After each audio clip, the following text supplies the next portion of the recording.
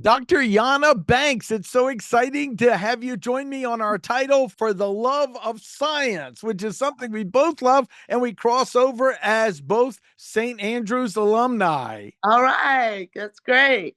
Yes.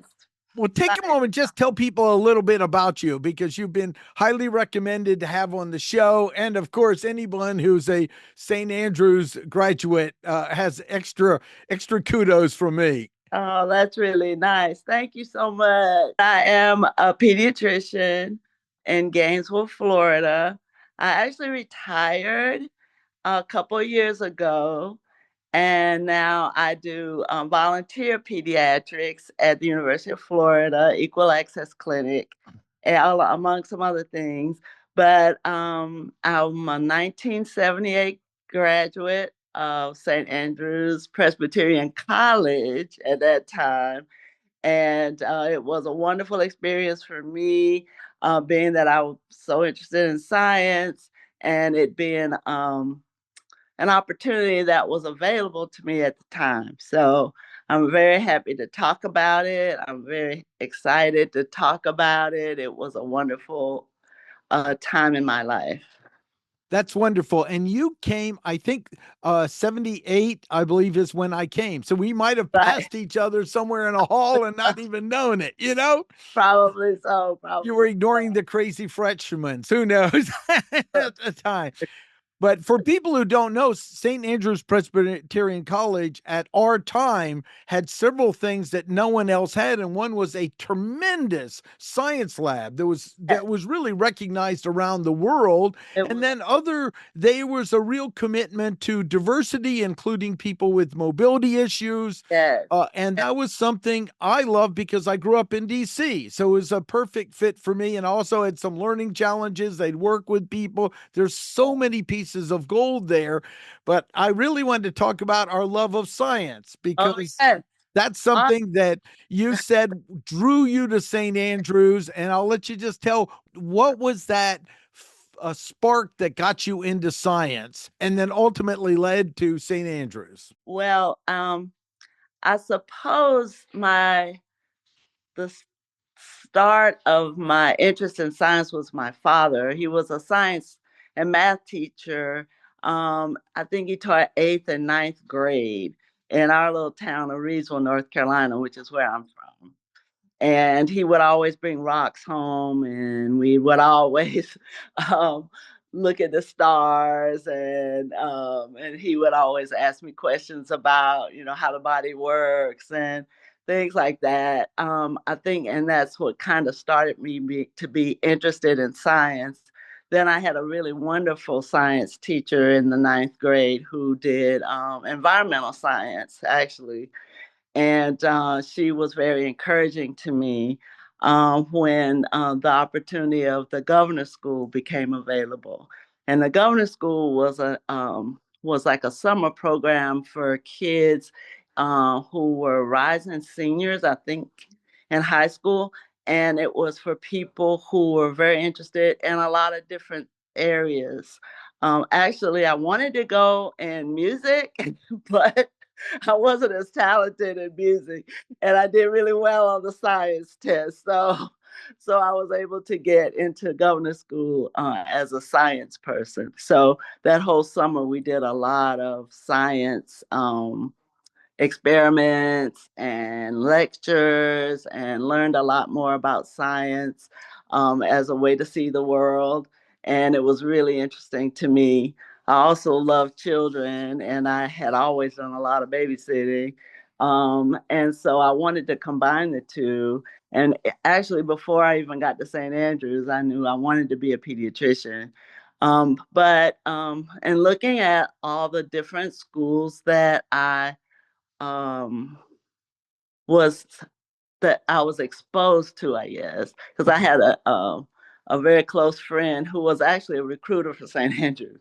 St. Andrews just drew me for a couple of reasons. One was they had a merit scholarship, which I really wanted to get so that I could afford to go there. And then the other thing was after I visited the campus and saw the science lab and the plans for the science curriculum, which was going to be an integrated curriculum along with the humanities, which I thought was really great since I was already interested in music and arts. It really drew me. And also, St. Andrews had an electron microscope. I don't know if you remember that. Yeah.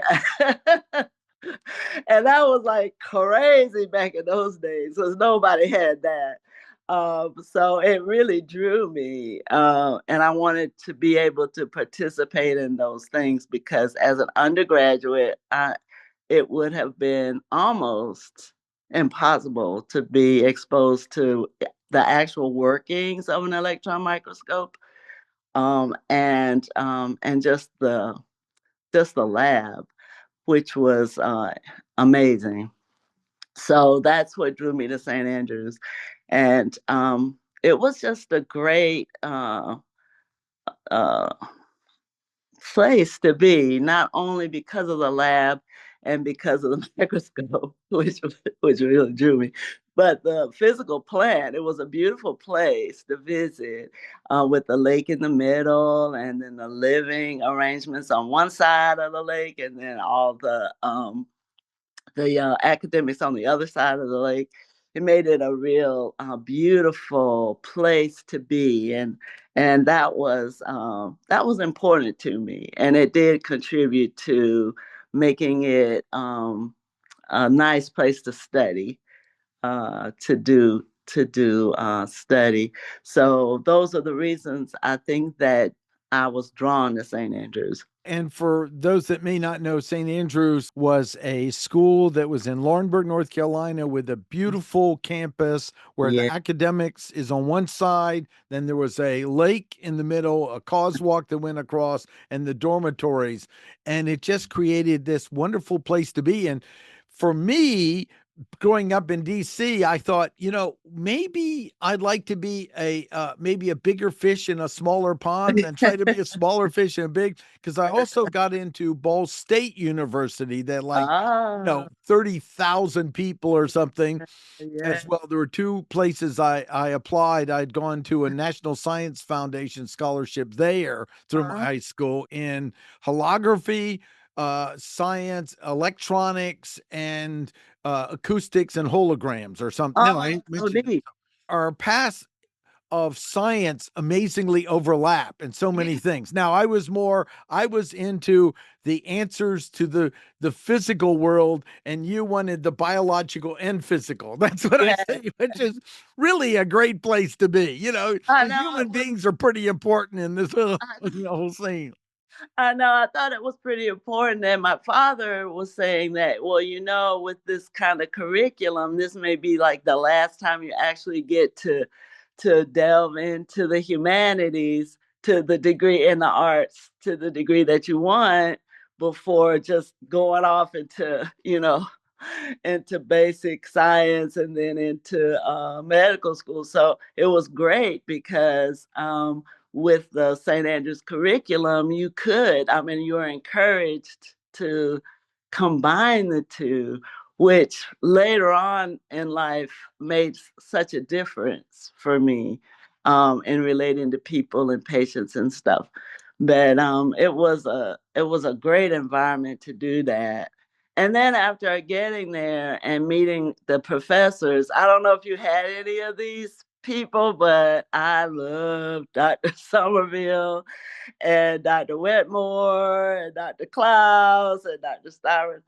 They were all such great scientists and just people, just human beings, and they were very encouraging and they helped me out quite a lot in my studies along with the other students. Which is a whole nother thing. We were pretty close at St. Andrews. Um, I remember one of the first projects we had to do was to somehow combine the arts with the sciences. And I was so excited to get to use the electron microscope to photograph, like, I think they were Golgi bodies in a cell. and I made them into flowers, and I put dowels on them and stuck them in the ground. So they looked like flowers, but they were actually, parts of the cell. I just thought that was great, and I never forgot that. But anyway, yeah, it was a really wonderful environment to study and to learn. One thing you're mentioning is I they had a program, and I think it was STEM. We have to double check. Forgive us for anyone Yeah, listening that I- wasn't. that's true. It was Well, STEM, STEM, okay. and But SAS. Remember and SAS? SAS. Right. And the whole idea was to mix humanity with science. And Right. you and I know in studying history, the greatest scientists were sometimes also musicians, and they loved art, they loved the world, they were observers of life itself. And I think that's what it brought back. And I think that's harder to get today because we're so focused on we've got to get people employed, which we have a real issue. But Right. it's so important as I grow older and research great scientists, it's amazing how they might play an instrument and see a connection between mathematics, science, and biology. Right. And I think Watson and the two Great. people, who are they? Great. Great. Yeah, their book on DNA, they went for walks, they were engaged with nature, and I really think they give some credit to the understanding of the world around them in discovering the double helix. Yeah. So it's so important that we take time to get outside our normal things and learn these. But I do have to tell you something funny because one of the things in STEM that occurred is we were going over basic Newtonian physics and all that. And I remember when I really understood uh, entropy. Okay, entropy in physics. Yeah. I was depressed for a week because it's like, Yeah. oh, I'll never.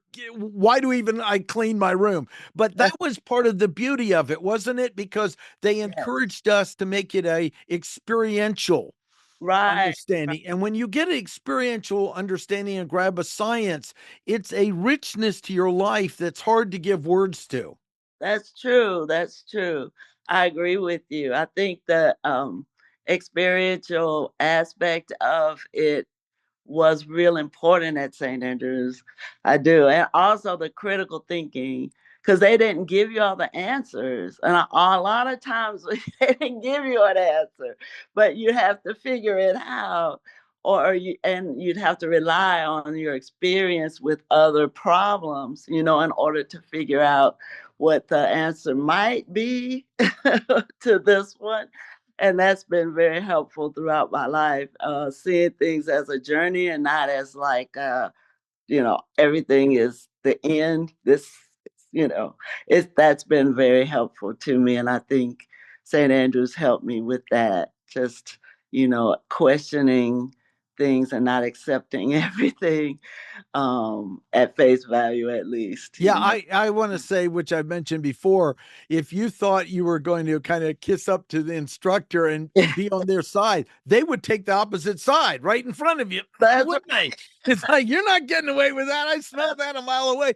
But I do want to talk about the importance of that thinking and critical thinking, because that to me in our future is more important than ever. It's so easy for us to get into little silos and to broaden that out and look from multiple perspectives. I guarantee probably many of the aspects of you being a great doctor, which is what I've heard wonderful things about, was if the system didn't quite work, you had the tools to go, let's think outside the box. Let's go yeah, through. Talk a little bit about that, because I bet you can find some of that origins back to the the same. training at St. Andrews. That's true. I think that's very true because you're right. Oftentimes you don't have the answer right there. And I get a little uh perturbed at some of the newer physicians, the youngins, because there's such a lot of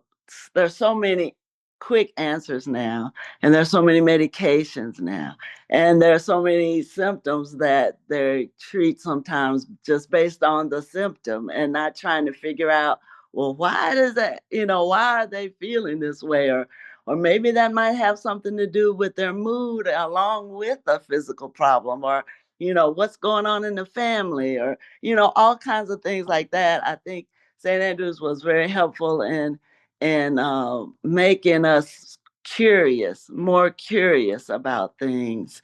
And also, I think the interdisciplinary part of it helped in that same way, because actually I was a lab assistant. They called us lab asses, right? So I was a lab ass, and we would go in the lab at night, and we would just go through what we'd done during the day and trying to help other people with their experiments, and just you know um coming up with more questions than we had during the classroom time, and trying to figure out how to approach things, because we had access to the equipment in the lab. We had, like, it was like Christmas or something. We didn't have to go to somebody and say, and put in a request and wait for a couple of days. We could just go in the cabinet and say, oh, I need this pipette, or I need this, flask, or and we could put things together and try to figure things out. So I think that meant a lot to me at that time, and it gives you a lot of I don't know, I guess it makes you don't, I mean, I don't know how to say this, Martin.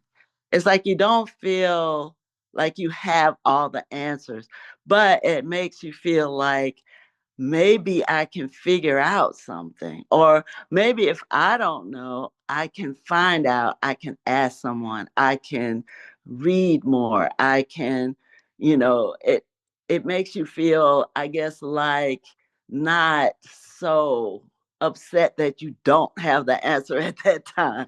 That there are ways to figure things out and to think critically, to get to a place where you may be able to explain things better. I think you're on to something. I want to talk about that. Okay. And I view that as one of the most important things to develop today. And it's being comfortable with not knowing. Yes. Okay. Being comfortable with not knowing and being comfortable with being confused. Yes. Right. Yes. And along with that, you said something else of the younger doctors. We're so seduced that it's easy to have a quick answer. I Right. kind of call that pattern matching thinking. I'm not some PhD in this world, but I think that might be the least evolved version of thinking. Now, Uh, someone might know all the terms to this, but to me, that leaving something unopened. I want to talk about that because I can hear that's something you've trained your ability to know. Like if you don't know right away, you give your body and your mind permission to not know. And right. I think that's an endangered species that people don't even know how critical it is to have, because when the system breaks, they can't do it. And I hear so many people going in the medical system where they go, well, the test told us this, so it's this. And they go, would you please look over here? No, the tests say this, so it's this. Would you look over here? And then Right. all of a sudden it saves the family life. And they aren't trying to be a doctor. It's just, it's so seductive now that we have so many answers. That's almost can be a detriment. Would you kind of Yeah, talk about that and I the think so. what does it look like to struggle in thinking so that people might notice they may not be doing it, they're just pattern matching? Right, right. I think that's very true. Because when I did retire, I retired to take care of my husband and my mother-in-law. And my mother-in-law was 95, type 1 diabetic, which, that's like weird. So to begin with, doctors would say, well, no, no, no, she must be a type 2. And I'm like, no, no, no, she's a type, she's a type 1. It was like convincing them, you know, even after her lab work. But then with my husband, he had a super rare neurodegenerative disease. It's like 200 people in the U.S. that have this. Um, and so just trying to get people to think outside the box as far as taking care of this illness was very daunting, and trying to find the hope in it was very daunting.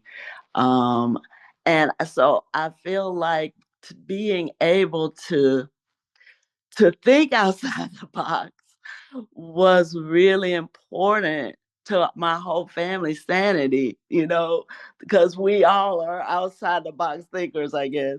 But just to be able to get um, through the days when people were saying, no, no, this is not going to work, or no, you should be on this medication, or no, this shows this. And actually, I mean, being a scientist, you do have to rely on technology, you know, a lot and things that have come before, which is very important. But sometimes there are questions, especially in their cases, that there aren't any answers to.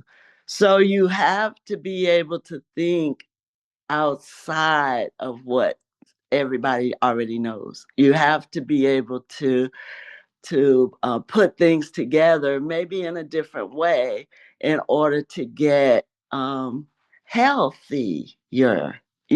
Like in order to feel better, in order to have hope, and to have a better way of life, I guess. Even though you're faced with these conditions. And that's something I think St. Andrews did help me with, because not having all the answers given to you really gives you an opportunity to search, and see things as a journey and not just as a destination. I think that's important, especially as I'm getting older. Yeah, that's right. We learn we know less than we thought we knew on the whole journey, right? That's like what the joy of That's getting old. to get here yet, Yeah, But that's right. You anyway, might as well surrender to the journey because it was always there. You just had some illusion that you thought you knew, right? right. I think that's wonderful. And the whole part of science of I just want to go back to this not knowing and being okay with being uncomfortable with it. And that's what I want to say is if you don't have the answer right away, leave it as an unresolved question and go do something else. And Right. and I think they didn't spell that out in St. Andrews, but we had to learn it because it's Right. like I can't figure this out. I'm going to go play basketball or swim Right. for a while. And then all of a sudden it pop up and they go, wow, where did that come from?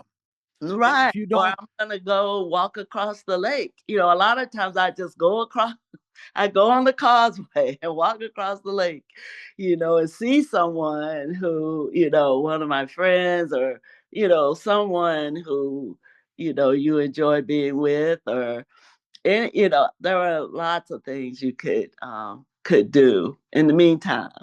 And you're right. And then the resolution would come. yes. Yeah. Yes. And if you don't know that this is a pathway and you've been taught the answer is always there or you're not looking at the right place, you Right. won't even know to give yourself time to not know. You Right. won't even know that that uncomfortable feeling is good. Right. Right. Right. Right. when when a new distinction or paradigm occurs, there's a reintegration of our body, like me changing my life, really understanding entropy. If someone hears that, they'll go, well, that's stupid. No, because they Oh. encouraged us to expand our experience of life itself. And when Right. you do that, you start learning, wow, most of who I think I am was imprinted by like a 9-year old. Uh-huh. That's why I have to tell you, I'm not an advocate of this idea. Be yourself. Don't limit yourself so much to that. Because most of us decided, well, being myself, I made up when I was too young to know what life was. Right. Right. Right. Right. You have to keep growing. You do. And my brother is a pastor, and he tells me, he always says, there's a blessing in the waiting. So whether or not you know what that answer is, there's a blessing in just the pondering sometimes, or the questioning, or the or just the resting, just until you get to where you need to be. Have you ever just kind of meditated before? You look like someone that might have done that. It's more like walking meditation. There are different forms, but that moment of not knowing, I just kind of have a sense the St. Andrews sparked deeper thinking in all aspects of your life. Yeah, I think so. It's been a very, um, I don't know, nice, I guess, for me. I like being this way, but I can see how it could be frustrating for some people. But I pray a lot. I pray all the time. And that's the other thing, not knowing, and accepting that. But yes, I think St. Andrews really did help in that way, and and showing me that I'm okay, even though I don't know. Um, but I think the thing about St. Andrews is not only is it that I'm okay, even though I don't know, but just the curiosity that they placed in me. The more, like I really would like to know this, and the tools they gave me to to um to get through. That's a very important point in science, curiosity.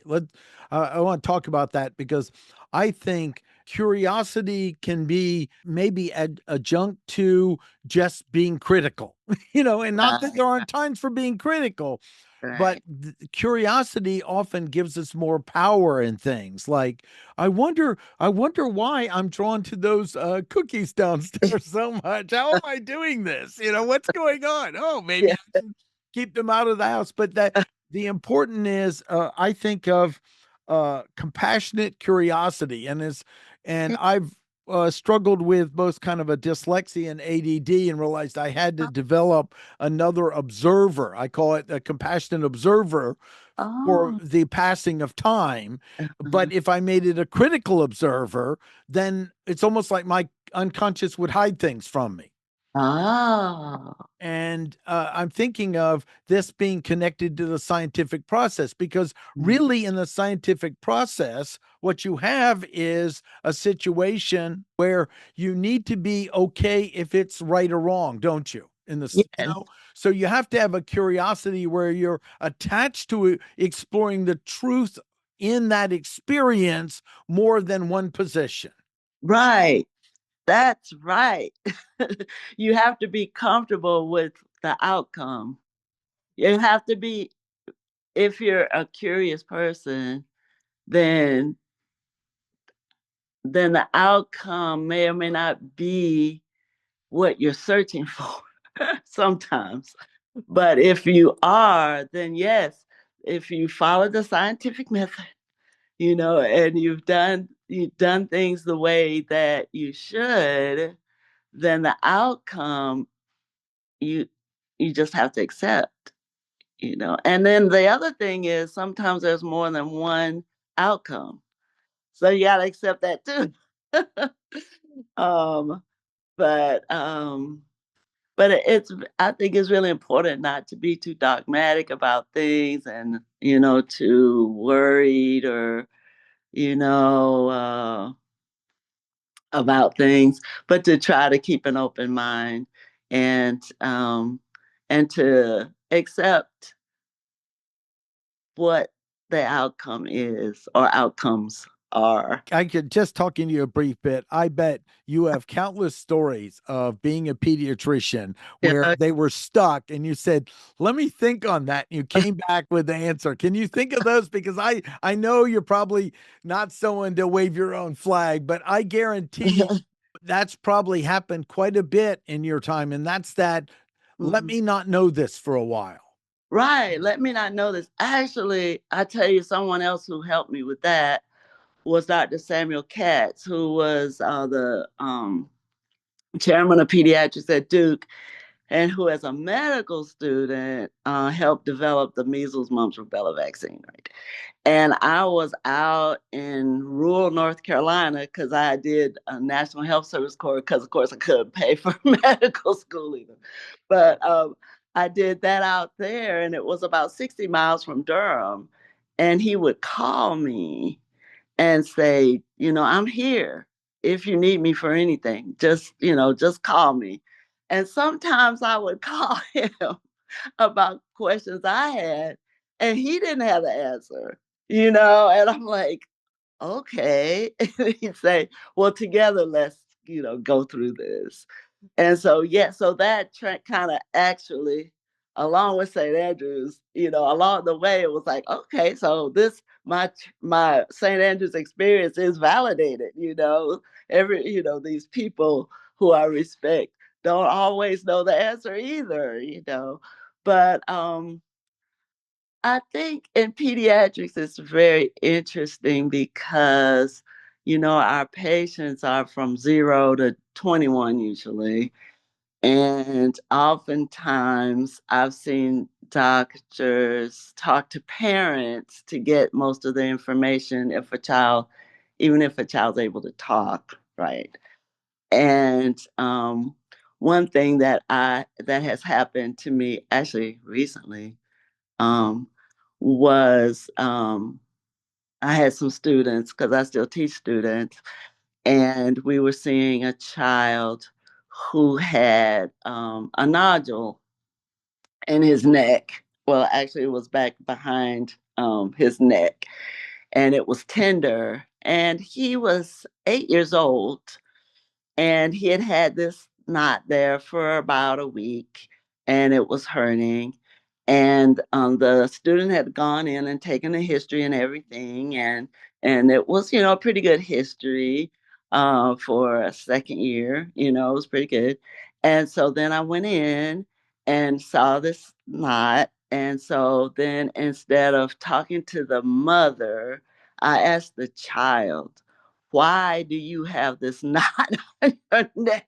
You know, because I think it's important to ask the patient if they can speak, especially. And so he said, because I had lice in my hair last week. And that was why. That was the reason, you know. And so the student learned, I think, from not knowing that he should have been speaking to the patient, that oftentimes patients know exactly what's going on with them, and we should always give them a chance at least to tell us themselves, no matter how young they are, if they're able to answer your question, and not always look to the parent. So that's one thing, because in the past I have been a physician when I was younger that would look at the parent and talk to the parent and not know anything. But after speaking with the patient, then sometimes the answer is elucidated. So that's one thing, I guess, that I think I was able to teach the students, because that was taught to me by trial and error, and now they know. Um, and then there are lots of other things like I don't know, I can't think of anything right now that I guess fluid, on a day-to-day basis, teaching students about how to find answers on their own, or how to speak with patients. And that's been a big deal in my life, especially after I retired, well, but even before, was making sure that physicians care, about their patients. I mean, really care, like their family, and making sure that they do all that they can do in order to help the patient to feel better, not only of their from their disease or their problem, but also just as a human, to feel good. Like, I love coming to the doctor. I love my patients saying that they love coming to the doctor, you know, even though they might get a shot, they still love coming to the doctor. So that's important to me, to teach them that, and how much fulfilling it is as a physician to have people who love you, who are your family, you know.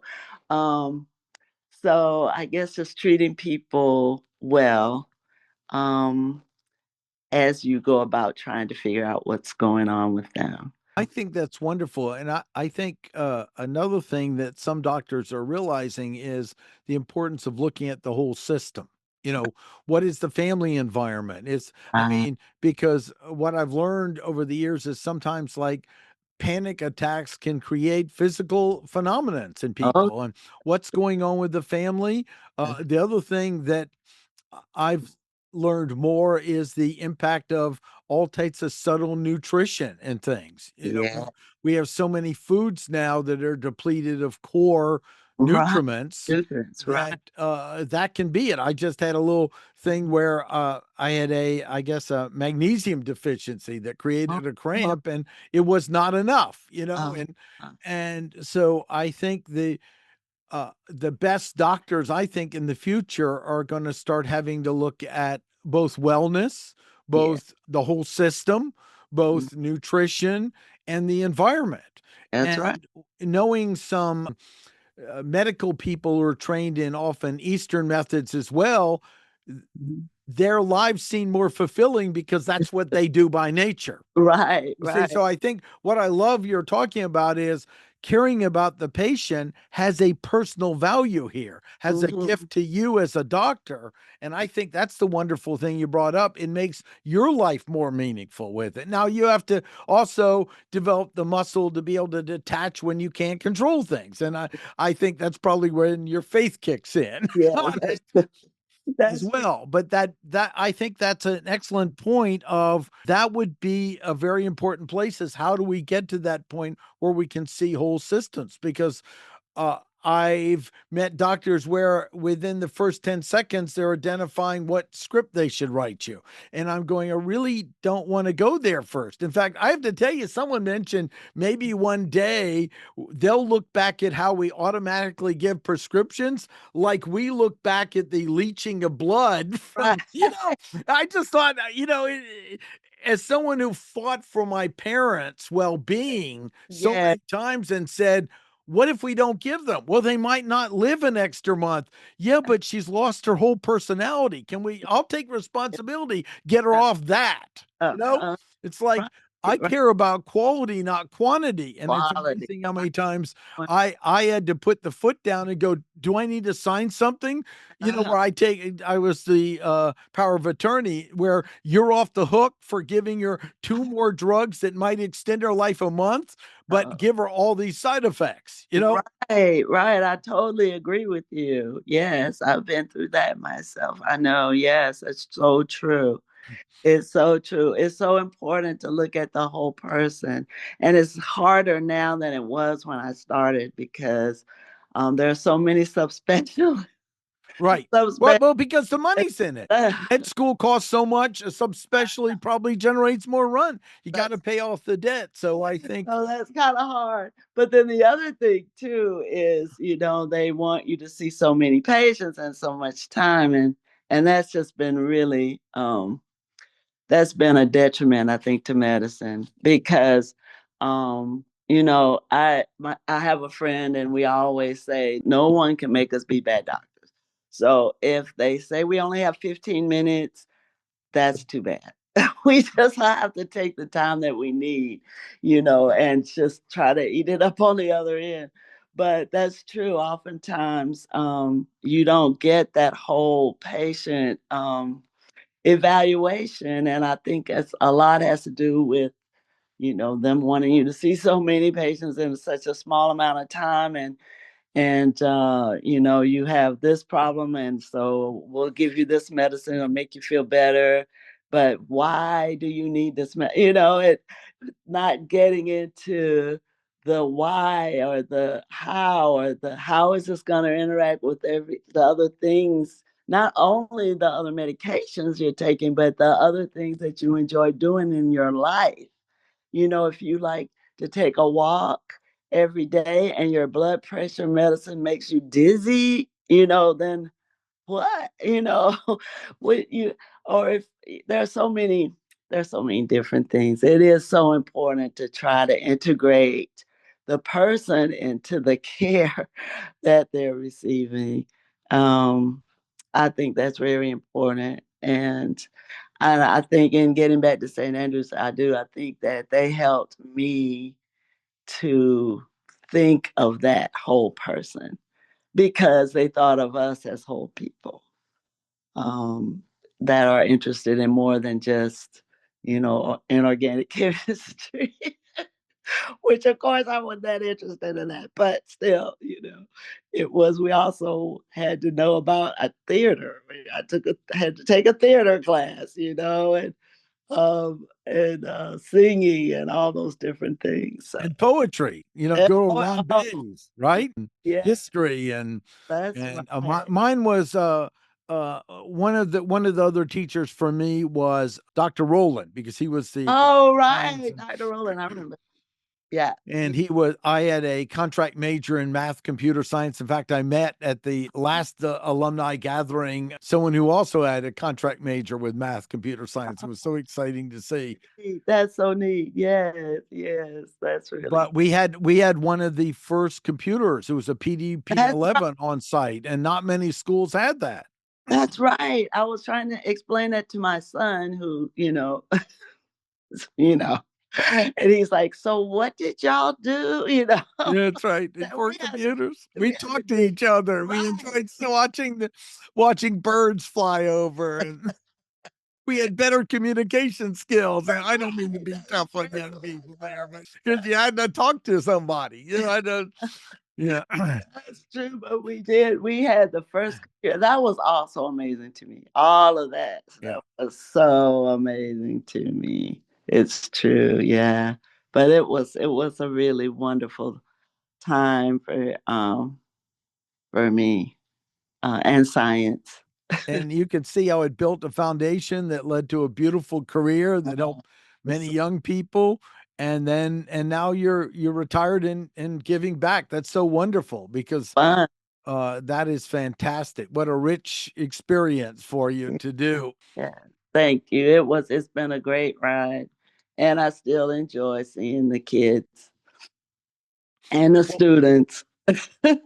well, now that the school is closed, it almost seems more important that we're reconnecting, don't you think? I mean, Oh, I I'm so excited about the different programs, the St. think Andrew's Legacy like Foundation that I'm honored to be part of, and that's then the Black Student yeah, Union thing that I'm so excited with that. Growing up in DC, things like that were integrated around me all the time. It's right. just I've reconnected to that was another important point, along with the theater, along with the horses, along with you were there when they had the rehab center, allowing Oh students that my could be gosh, that's a whole nother thing. quadriplegic and go to school, right? That's right. Yes, I was an aide for a while too, and that was a really wonderful experience to have. And just feeling like a part of a team.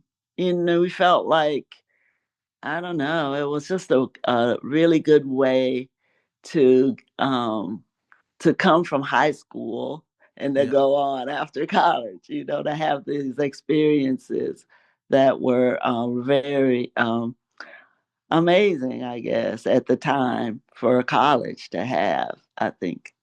Yeah, I think that was pretty neat. Yeah, we got to It's meet some famous people too at St. right. Andrews. Yeah. Right. They get famous people coming in, but also we had such a great mix of students. I remember, I think the son of Krispy Kreme or something that had more money than I could ever imagine. Okay. Along with people who had gotten scholarships Yeah. that wouldn't have, like yourself, wouldn't have been possible to be there with them. I know it was so neat because I know the year before we graduated, Art Buckwall was a speaker because his daughter was in the senior class, right? Yeah. So that was pretty neat to hear him. And Dizzy Gillespie lived in Sherrall, so he Yeah. would come up and play.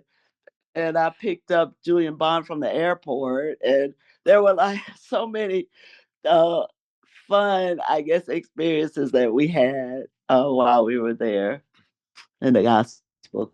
Oh, and you Yeah. know what else I found? Because I was looking through things, trying to find some things from St. Andrews. We had a newsletter. Did you all Uh, have one when? Yeah, the Yes, we did. nucleus. We had a Yeah, newsletter and we had a little newspaper that went on. right, right.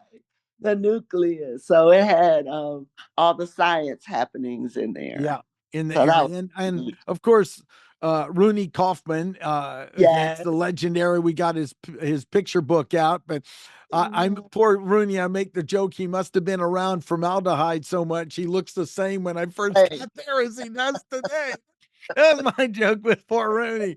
What a great contribution! He's our I legacy know. advisor. Amazing. So. Really amazing And what then we he had bagpipes, but I was just saying, who was it? It was For the Love of Money, right? And who did what? We talked about um that song. all right, the OJs. OJ's, and I had gotten to see them at American All right. University. See, I grew up in DC, and I go, Dad, there's a band at AU, and I'm going to go hear it. And he'd go, Well, who is it? Well, I think it's the OJ's and Dr. Hook, but I'm not sure who they are. Too. Yeah. And so we got, I think, an opportunity to grow up in an extraordinary time of Yeah, music too, we don't did. you? I mean, Oh, yes, yes. Actually, when I was in I did residency in Memphis, so we would get a lot of different people coming through. And part of our time was at St. Jude, and part of it was at the Children's Hospital of Bonner. And so the entertainers would come through, to see the kids and take pictures and stuff.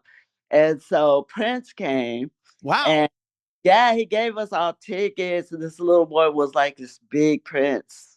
You just love Prince, right? So he gave us tickets, and since I was his resident, I got to go. I got to go.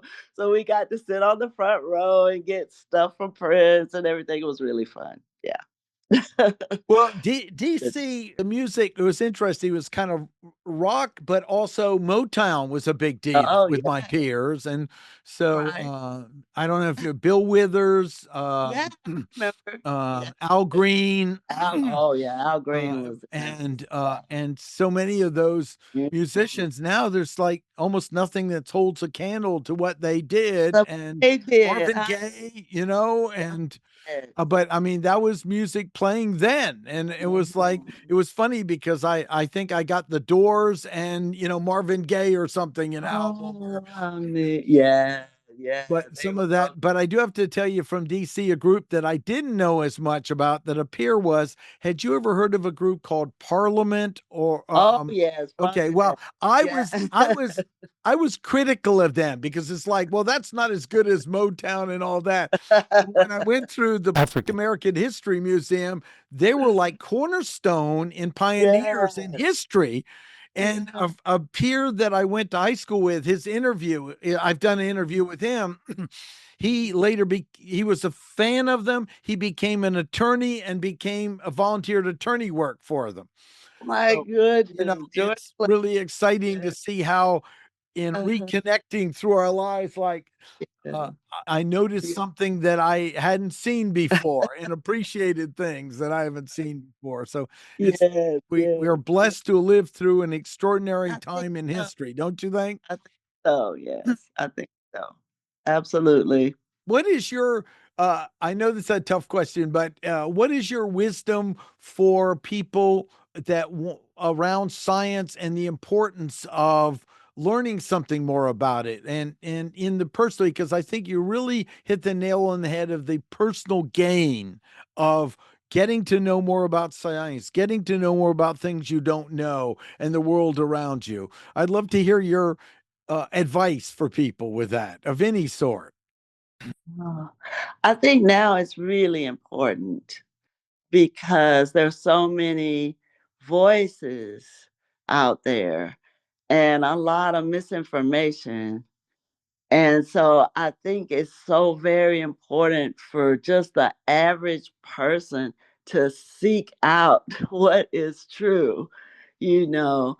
And as a child growing up, my father was always very strict about finding out what was true, about this is, and the way to do that is through, the scientific method. And you can do that with just about anything. You have an argument, you have a counter argument, you get your information, and then you make decisions.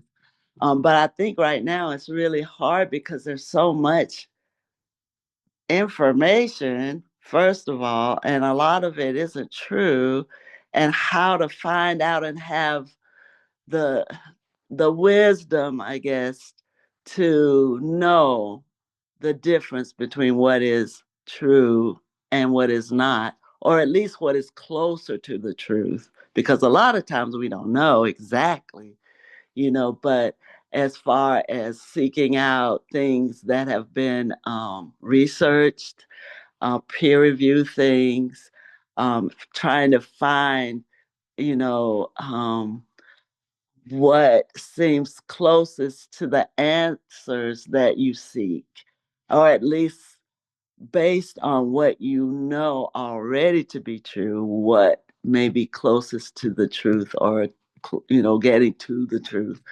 And the questions that you have, I think it's important too to have questions and to not accept things that people tell you. Just to have questions and to always be curious, and to seek out the best information that you can find. I think is important to do. I always talk to my kids and say, I don't know. I mean, if all of this was going on back when I was in high school and college with all these competing information and the social media and all these things going on, it would be more difficult, you know, but it's worth it. Yeah, I It's I hear worth several things. I think uh, learn about the scientific method. Just learn about it and see if you can map it onto everyday life. I think that's something it. wonderful you're saying. And the important one of the things I'm hearing that I always try to keep a watchful eye on is knowing that biologically I'm going to have a bias. I can't get away from a bias Right. and be suspicious when I'm Okay. falling in love with my bias because Yeah, bias make you feel good. It's like that's it. I talked to my friend that's a therapist, and I said, "Why do people sometimes love hating so much?" He says, "Well, they get adrenaline a rush. So if their life's kind of boring, they get a rush on it. I Be get this. suspicious of your own biology, right? Right. Right. Suspicious Right. that you're a biological being that is going to be biased in some way because things are changing far faster than our biology can keep up with. And it's so much more rich that. And another thing I hear in you is a commitment to what is actually the information and accurate, even at the expense of it not being comfortable initially. Right. Right. That's so important. It's so important. Actually, I did a talk one time about that, and the UN was trying really hard to come up with ways to. I guess this was during COVID. I guess they were trying to come up with ways to make the information available before the misinformation got Mhm. out, because oftentimes what you hear first is what makes the biggest impact on Mhm. what you believe, I suppose. So yeah, that's a very interesting question that you pose. It's just difficult. I think we just have to really look. Just you're right, not um rely on your biases, or if you feel that feeling coming, then you're going to have to go to the opposite direction, or at least understand that that's what's going on, and look at the other information that may be directly opposed to what you're feeling, to see if which is the truth, and using the scientific method to figure that out. I remember when you first were asking me, when we first started talking, and you were saying the experience of the science really made an impression on you when you're talking about entropy. And I think that's very true. If people can have that experience and identify it, as, oh yeah, that this is why this is so. I know there are kids sometimes when I would talk to them about wearing seatbelts, and I'd ask them about Newton's laws because they were like in the third grade, and that's what they're supposed to learn. you know, Say, do you remember when? How I'll just keep going even if they're hit or stopped, they're still going at the same speed they were. Oh yeah, we learned that, Yeah, well, that's true, you know. But you're right. The experience sometimes really can make a difference in your belief. Another thing I'm hearing around the science is start noticing the material world around you and ask questions. Yeah. I think it has a healthy grounding effect because we're in a Mhm. world with so much misinformation, not information, delusions, biased, fighting against each other. But Yeah. if you go, I wonder why water's running that way, and you look up and learn something about it, I think it might have a grounding effect in Yes. our world of so much confusion and overwhelm. And that's Yes. kind of what I'm hearing, that's Yes. something that gave you, because you're comfortable in not knowing. Well, you have to be sort of comfortable with something. You have to ground and point. And that Right. might be just the physical world and learn more about it Mhm. as a That's beginning true. place. Yes, I think that's true. I think that's true. The things that we know to be true. And then we just springboard off of that. Yeah. And kids are really good at that. That's another reason why I like kids. Right. They have Really young tons of kids. They questions. haven't been biased enough. Right. I know, and they have so many questions, and they just want to know why. Yeah. Why? And it's great because then it makes you think. Like things that you really think are true may not be true. Right. Because they'll ask why so many times. It's like, okay, I gotta answer this question, and it's not because I said so. I need to find out why. Isn't that exciting where you go, I just had something recently. I go, I've said this about 5 times. Let me see if that's really accurate. When Right? no, Let me see I'm if not correct. I And you almost have to fall in love with not being right. It's not, and I want to give permission. It's okay to be uncomfortable when you're right. It's okay to be uncomfortable when you're Yes, embarrassed, but don't stop. yes. Don't stop there. Dig into it and go, okay, how do I expand my model of the world with it, and how do Mhm. I learn more on it? That's How an do I learn? opportunity for growth. I did a talk at St. Andrews with the senior class, and Oh, I decided the night before to write a whole bunch of my quotes up, business quotes, oh, okay. and then they were to pick their favorite. And their the favorite that I came up with this night was, if your life's boring, it's because you're boring. Life begins outside your comfort zone. And that was their Ah, favorite quote. Okay. yeah, But don't you think we both have learned, if things are kind of boring, we don't always need more stimulation. We maybe need to slow down and think more or experience that's more. right. Or experience more, or just see more. Right. Just go outside, Yeah. and Yeah. listen to the birds and try to figure out what is that bird or what is this bird. Yeah, it's just yeah, you're right. Life isn't boring. I mean, Unless you let it become that way unless and you you box yeah, yourself into a little bitty world of your right, little beliefs and rights and wrongs. And then, right. yes, it's going to be boring, you That know? has got But boring. that You're right. confusion's the doorway to more fulfillment. Yeah. Well, Yes, curiosity. Yes, yes, well, that's important. this has been so delightful. Thank you so Oh, that's much. And I want to thank everyone who made it possible. Who oh, was one of the contacts? Was it Larry, right? Larry Yeah, McDaniel. we Yeah, want to thank him. He made this thank you, possible. Larry. Yeah, Thanks, Larry. And also thanks he's my all the work he's hero. doing. Yeah, Yes, yes. yes, they are. Yeah, they're my There's so many great people. And also the work they're doing, we're collaborating with, attempting to reconnect to groups, and the yes, Black that's Student great. Union is just one of them. I'd love to have Right, the horse riding team, and maybe right. bagpipe, and maybe Yeah, there were a lot of people that identified who were in wheelchair. We could have right. something like that. So many. Yeah, there's so many groups. That's true. And the Scottish heritage people. I guess they're Yes, the type people, right? Hmm. Yeah, that wonderful was stuff. Well, Yeah, really. I hope to meet you sometime, and Oh, me too.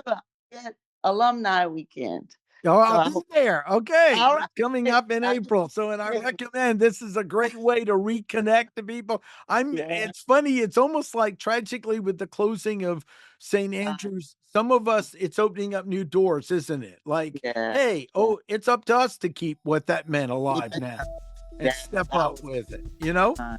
Yes. Yes. Yes. Thank you so much. you're welcome. Thank you. Great. Take care. Okay. All right. See you soon.